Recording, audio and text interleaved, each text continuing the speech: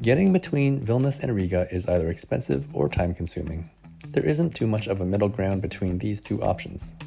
But both cities are fantastic places to visit and should be on your list if you're in the region. In today's video, let's look at the transportation options available, then go over my own personal experience taking a trip from one city to the other.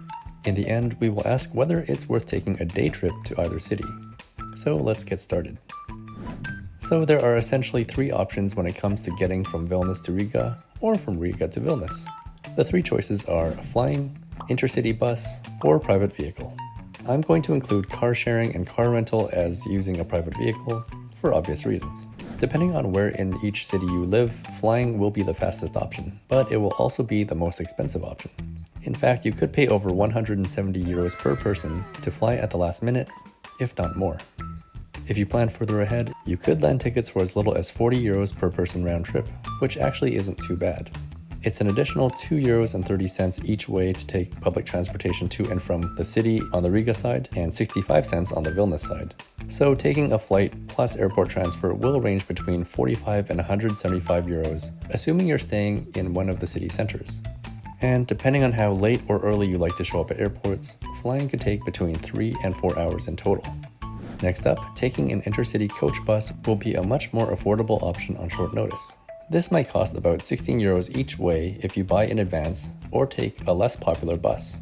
It could also go up to around 24 or 25 euros if you're booking closer to the date of travel. So a round-trip journey by bus will cost you between 30 and 50 euros.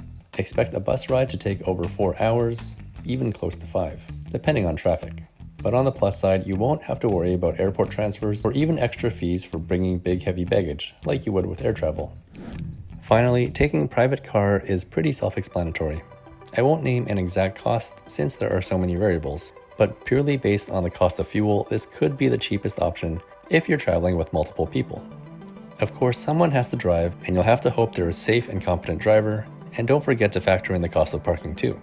Driving yourself will ensure you avoid stops that buses make and the additional time required to board and unload passengers.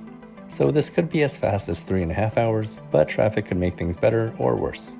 But these are your three options, and you'll have to decide which method suits you best.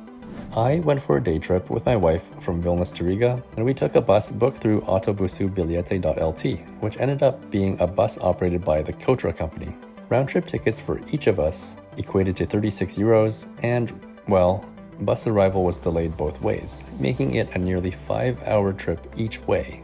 The service lacked Wi-Fi or in-seat charging that you might find on other buses from other companies. So was it worth spending a total of 10 hours on a bus to be in Riga for just 4 hours?